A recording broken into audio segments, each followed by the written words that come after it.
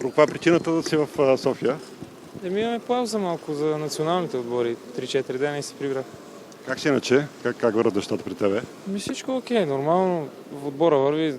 Последния матч само вчера, къде загубиха 2-0, иначе всичко е окей.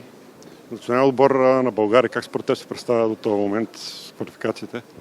Така честно, аз мислех, че тази година, като гледах мачовете от предишната година, мислех, че тази година ще затвърдат добрата игра и даже по-добре ще играят. Нещо не се получи първите мачове, но има още доста мачове, трябва да се преборим до края за това трето място. Очакваш ли в някакъв по-нататъчен етап отново се върнеш в отбора? Не, за мен е свършил. Само мога пожелая успех националите и ще стискам палци.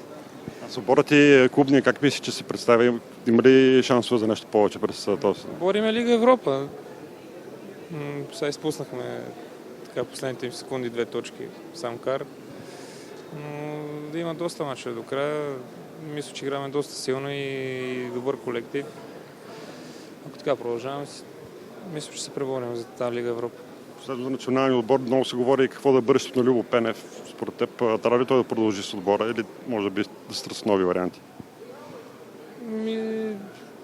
Аз мисля, че Любо показа, че може да работи в националния. Аз не съм работил с него, не мога да кажа, но се видя, че отбора играе добре и така израстваше миналата година. Трябва да му се даде време и мисля, че ще има резултати. Чао. Хубав ден.